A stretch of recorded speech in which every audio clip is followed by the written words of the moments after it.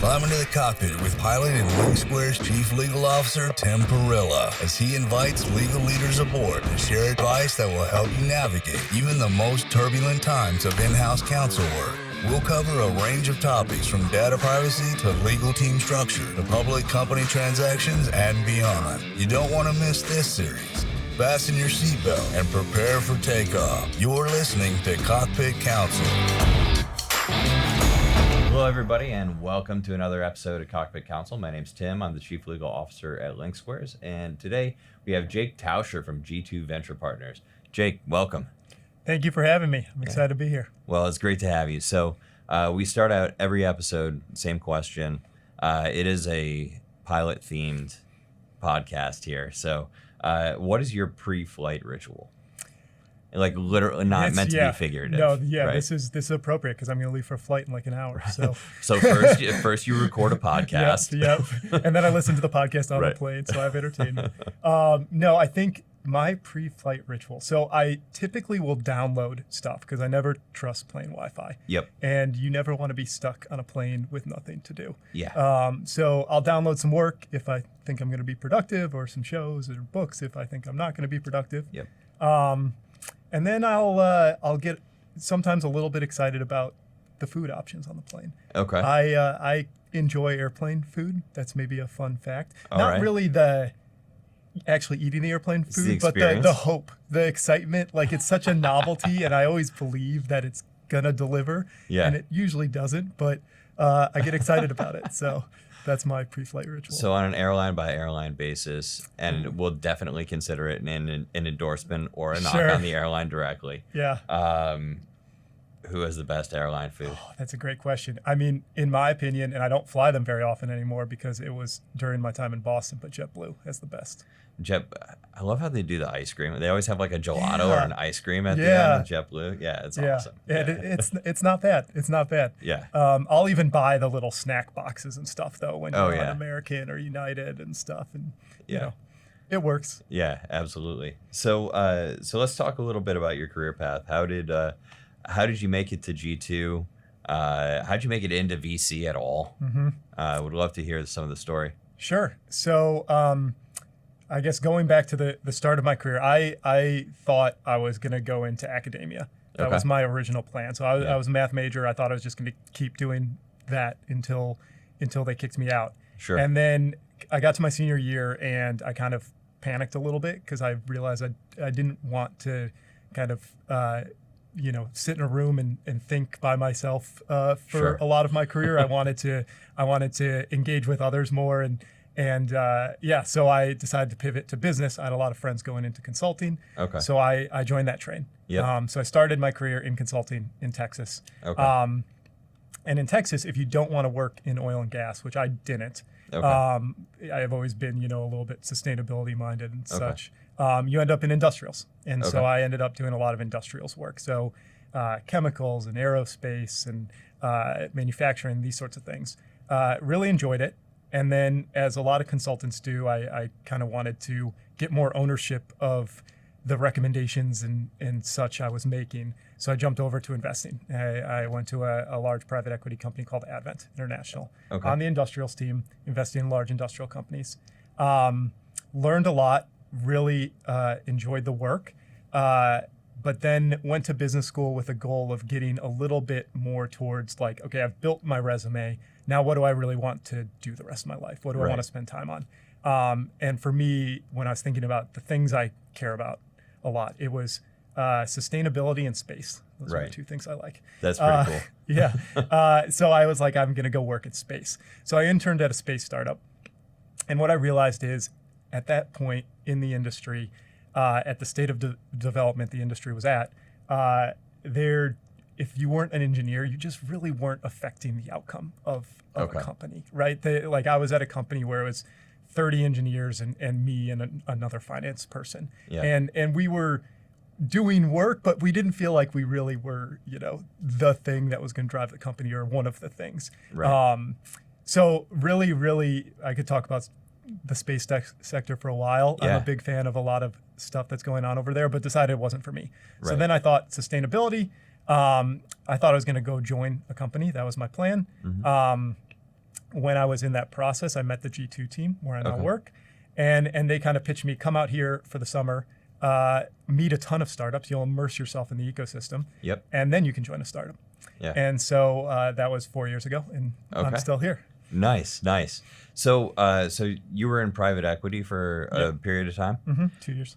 So that change from private equity to venture, how did you find that to be? Was the approach different to the analysis around companies, or like what was, I think a lot of the people listening, and myself included, interested in hearing people's experience, because to a certain extent I almost feel like it's like as different as being at a law firm versus being in-house. Yeah, it probably is. It's the same general job, but a lot of difference in how you execute it. So the way I sometimes describe it to folks is in private equity, you spend 150% of your time on one thing.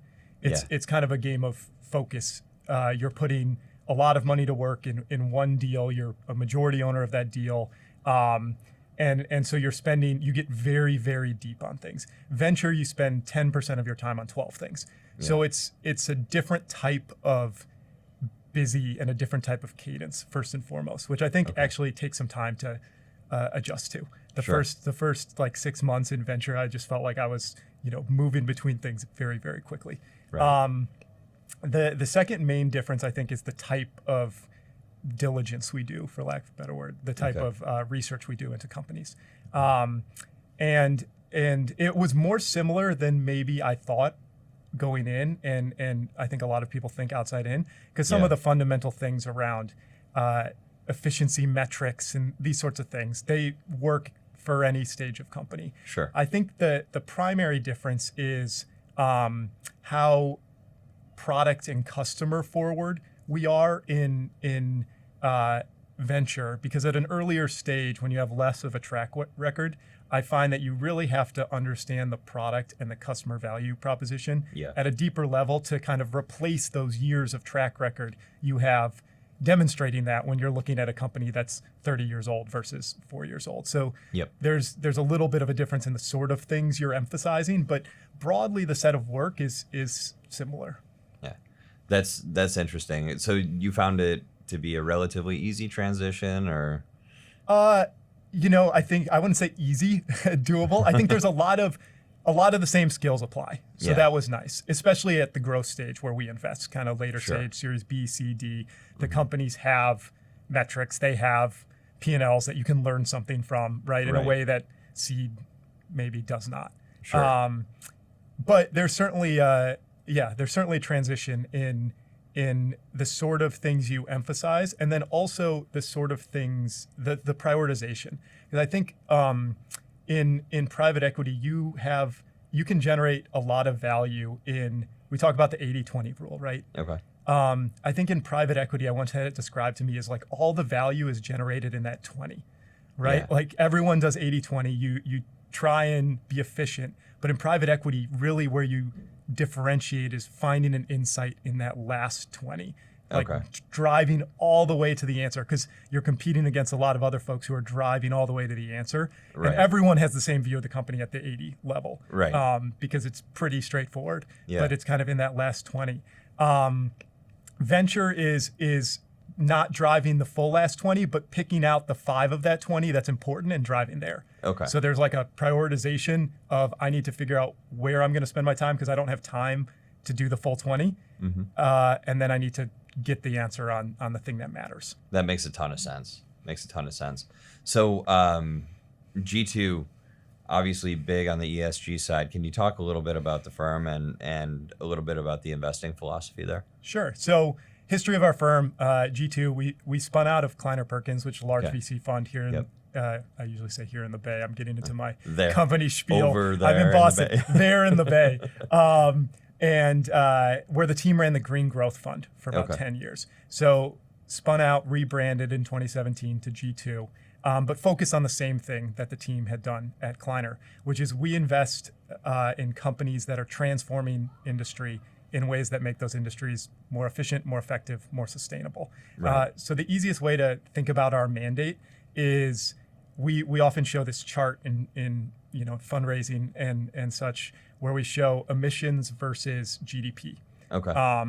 Globally. Yep. And over the last 150 years, they've basically grown in concert, like an R squared of 0.99.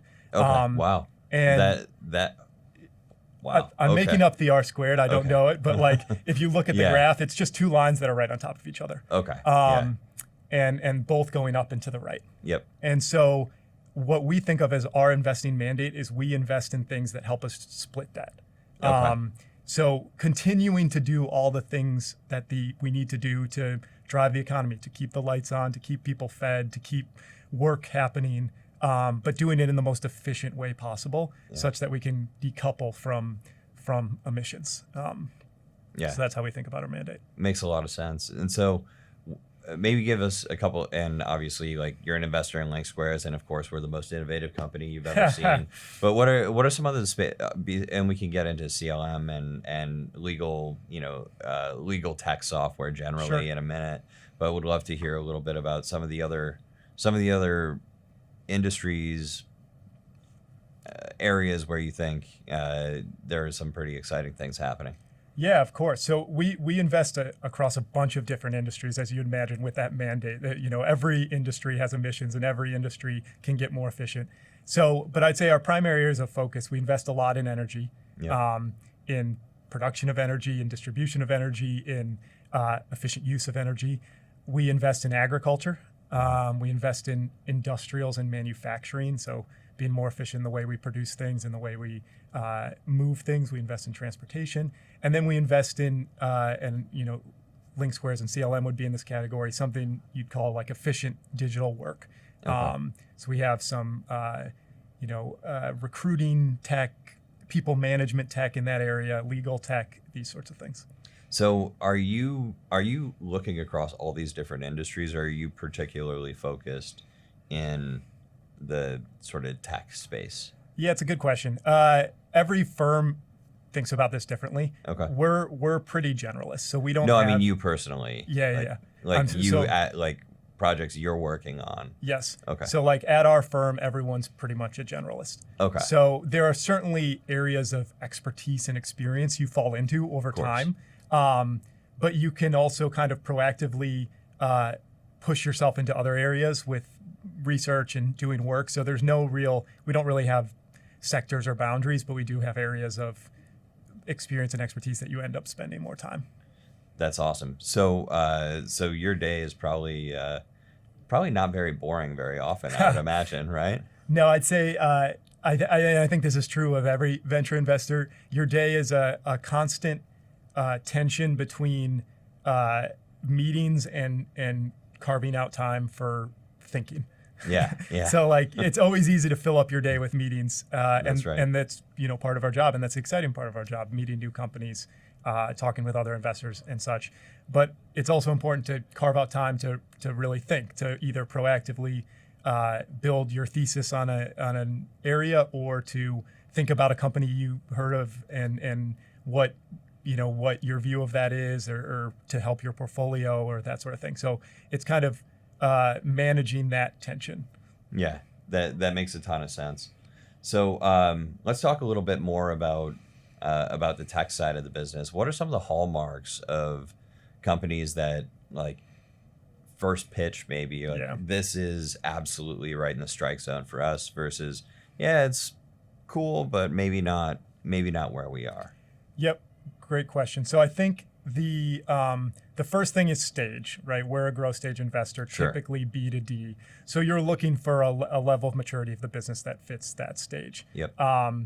Besides that, what makes a pitch stand out? I think the first thing is a really clear articulation of the vision. Okay. And I kind of break this into two buckets. So the first bucket is, why is this a problem? Right. Like, and that's the bucket that almost everyone can knock out of the park. Like if they couldn't knock that out of the park, they haven't made it to our stage. Right. That this is a problem that should be fixed. The thing that's that you don't see every time, but I think is equally as important, is like, why do we have the right approach to fix it? Because most of these ideas that we see, or any sort of innovation in the world, it's not a new idea. Right. You're not the first person to ever think of this business idea. Right. There are other people who have tried it, who have been unsuccessful. And so showing that you understand that and you have a different approach that takes into account challenges others have faced and is going to deliver, I think is what really stands out as like a clear vision.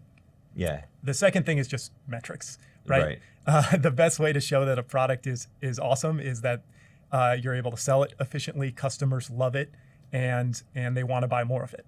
Yeah. And so we rely heavily on both metrics as well as customer feedback. What are customers telling us about this product? Why it's the winner in their space? Yeah, absolutely. So so thinking a little bit and maybe getting a little tactical as far as advice to GCs, from the ESG side, what sorts of things should GCs be thinking about? Legal leadership be thinking about? How can the legal function of a company help contribute to the ESG goals of the overall organization? Yeah, great question. So yeah, we when we think about ESG, first, like, what is ESG, right? The way I think about it is the financials are measuring what you're doing in the business, how much money you're making. Yeah. ESG is really a push just to measure how you do business and the impact you're having on society outside of the money you are generating. Right. And that goes across environmental, social, governance, obviously, ESG. And there's some controversy around ESG. It's been politicized to a point, but I really just think of it as we need to measure how we do business. And to me, that's strategy and it's risk management. Yep. And that's where it comes to legal. I think those are functions and concepts that legal can really own. And when you think about the different parts of ESG, first you start with governance. Mm-hmm. That's right down the middle of the legal function. Sure. Driving efficient governance, board structure, decision-making structure, all of that comes down often to the legal function and and the structure of the org. Then on the social side, I think this is where products like a CLM can really make a difference, because you find a lot of the social side is embodied in contracts, at least my view. When you think about what does the social side mean? It means how do we treat our employees? How are we compliant with regulations? Sure. And when we talk to customers of CLM, they talk about how contract management helps them drive compliance, helps them update their contracts on a monthly basis so that, because regulators are always changing their rules, or helps them ensure that they're best in class in terms of the way they work with either internal or external compliance, like with regulators or just with our own goals. We want to be the best place to work, and for us that means all of our employees get X benefit or Y benefit. Like, this is all embodied in contracts. Right. And then on the environmental side, I think there's actually a big push now to do work through contracts. So when you think about the emissions of an organization, a lot of it often is embodied in the supply chain, in what you're buying, not as much what you're doing. As much as 70 to 80% of your emissions are often in your supply chain, what they call Scope 3. Yeah. And so there's a big push, and there's articles being written about this too. If you want to hit environmental goals, put it in contracts. The same way you have SLAs with your suppliers, you can have SLAs around, and this already happens with the social side, right? No forced labor, these sorts of things. You can do similar things on the environmental side. Yeah. So I kind of view the contract and more broadly legal documents they're the operating unit of ESG. They're the way you operationalize ESG. Yeah. And so I think the legal function can really be a leader in ESG. It's interesting to when you start thinking about it in terms of supply, because you look at a lot of different companies who have really turned sort of the ESG position of the company into a competitive advantage. Everything, all of our products are sustainably sourced from blah, blah, blah, blah, blah, right? Yep. Litany of different things that are operating principles for the business.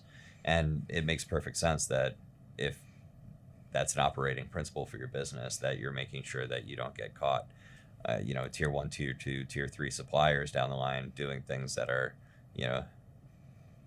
the opposite of what you're trying to do, right? Or otherwise contrary. That's why I think of it as strategy and risk management. Yeah. It's not, or at least its function should not only be, hey, look at us, we're ESG. It should be, what's our strategy? We want to have a really resilient supply chain. We want to be the best place to work. And we're going to take care of our employees. We're going to sustainably source because we think that those suppliers will have more security of supply. All of these things are our strategy and managing risk. Yeah, absolutely.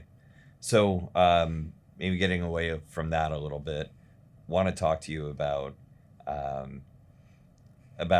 as an investor now, you go through the due diligence process, you go through a lot of pitches, all of this sort of stuff. You're even going, I'm sure, sitting down with your lawyers, going through docs on, terms of share purchase agreements and things like that.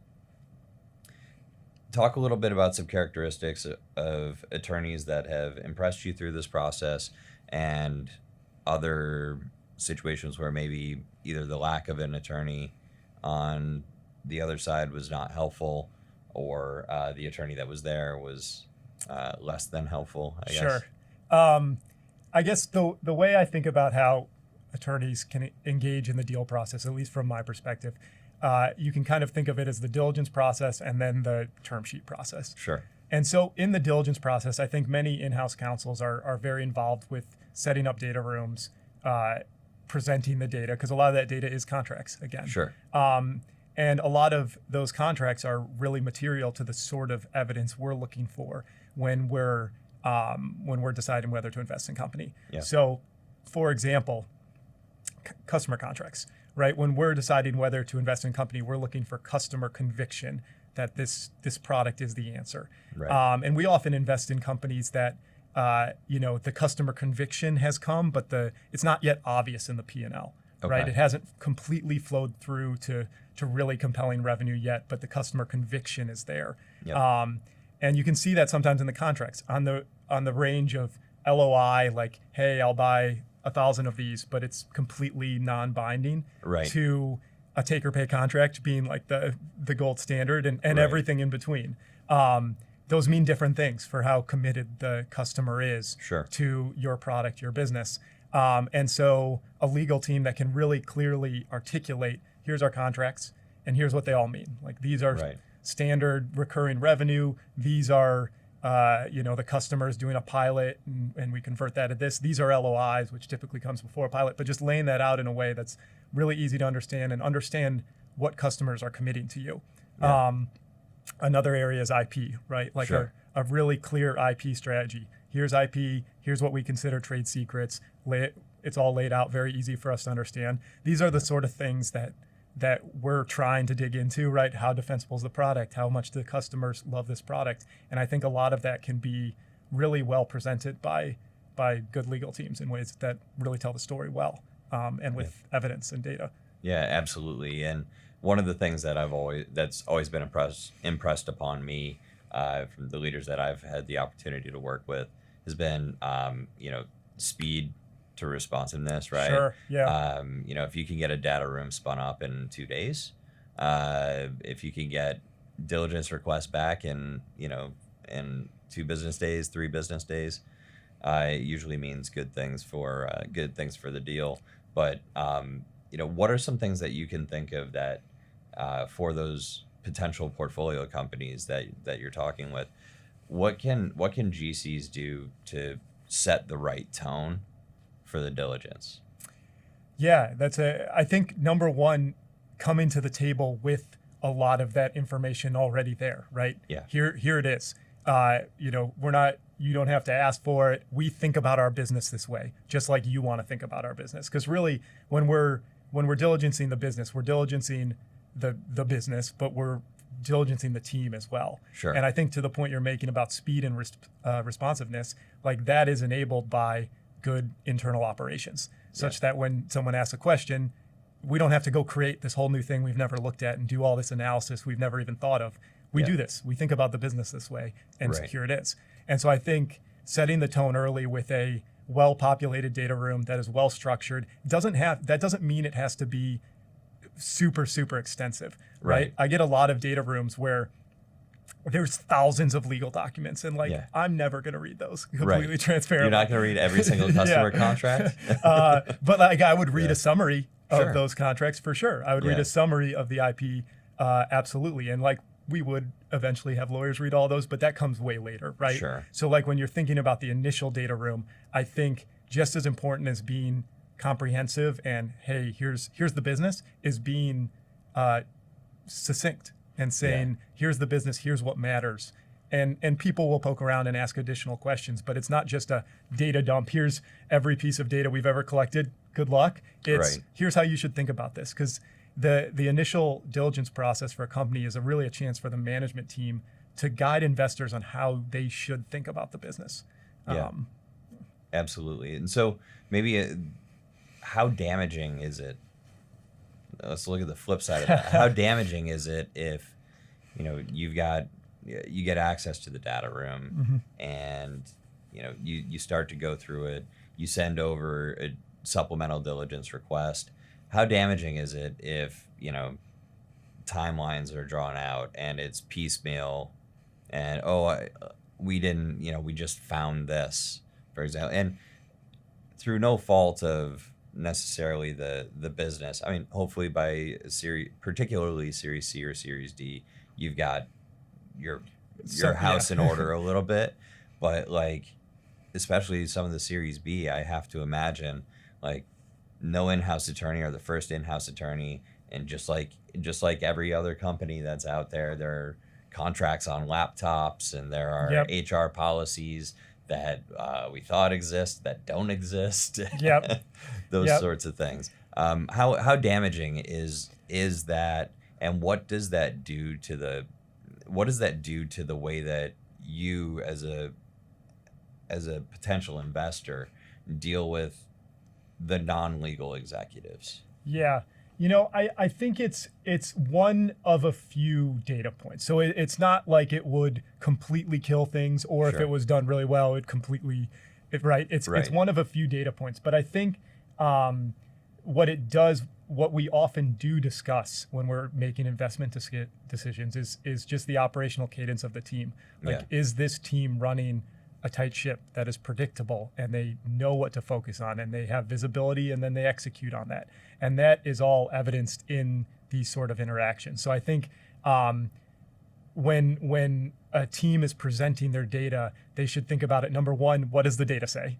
Because that's important. Sure. But then number two, you're also presenting it in a way that says, what does this say about how we operate as a team? Right. And what do we focus on? How do we run our business?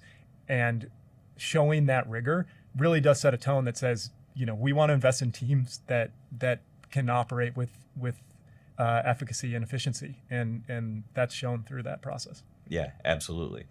So, Alyssa, I know we've got a handful of questions. We'd love to see if you've got a couple queued up for us here. Definitely. All right. So the first one we ask everyone. So, what is your hot take on working with legal as a VC? Hot take is such a high bar. I guess maybe just like one hot take is I think a lot of startups could consider in-house counsel earlier than they do, for a few reasons. Number one, we've talked about the speed and how that shows that you're running an efficient business. Customers see that too. Yeah. And so when you're growing quickly and you're working with customers that, they buy from startups, they buy from non-startups, right? And you don't want to be the one that's taking forever to get back to them on their NDA, taking forever to get back to them on their contract. You want to be, punching at the equal weight of companies that have more resources and doing all the blocking and tackling so that your product is the thing that wins. Right. And you don't lose deals on blocking and tackling. I think sometimes with external counsel, there is latency, right? And there is prioritization that you're not their only client. They don't know where in the hierarchy this particular customer falls. Maybe it's very strategic customer, maybe it's not. So I think that in-house counsel who understands the business can make some of those decisions that maybe external legal can't. I also think on the risk side, in many ways, startups are like smart management of risk, right? You take on more risk. You do so to drive growth, to change an industry, but having an in-house counsel that can look around the corner and say, here's the 5 risks that make sense, here's the one that doesn't, and here's why. And that gives us a lot of comfort as investors that someone in the in the management team in the room every day has that view and can make those calls. Yeah, I think that makes a ton of sense. Like particularly and here's why. Yeah, and that's one thing that I talk a lot about with guests here on the show is that it's not enough to just be a lawyer when you're operating in house. Like, yeah, you should be able to understand those legal risks, and you should be able to have some sort of measure around which risks are or should be acceptable to the business, and maybe which ones are outside of the normal level of acceptability. But then you should be able to contextualize those risks in terms of likelihood of happening, consequences, ability to remediate, et cetera, et cetera. And I think that with outside counsel, it's rare that outside counsel has such an intimate knowledge of the working of the business, of the client, right? That outside counsel would be able to really provide that level of outside acumen. Yeah, outside counsel responds to requests, right? And whereas in-house counsel also responds to requests, as you know, but also is sitting in meetings with management members and hearing about their strategy, hearing about new customers, hearing about new products, and they can take that view not only which risks are acceptable and which aren't, but how do we mitigate even the risks that we decide to take? And it's always easier to mitigate a risk early than to deal with it later. Yeah. And so that is something that bringing someone in early to ensure that rigor happens as you grow, as opposed to kind of fixing it later, is a strategy that I think more people could consider. Yeah, absolutely. Amazing. All right, the next one is, what is your number one tip for legal leaders to advance ESG initiatives? Oh, good question. I'd say get started, honestly. It's there. And what does get started mean? It means, does your business have kind of an ESG goal, if you will? Like, what does your business stand for? I mentioned I've worked with a lot of industrial companies. If you've ever been in a presentation, like a board room or anything with an industrial company, the first slide of every single deck is always safety. Yeah. And it's how many incidents did we have? What were those incidents?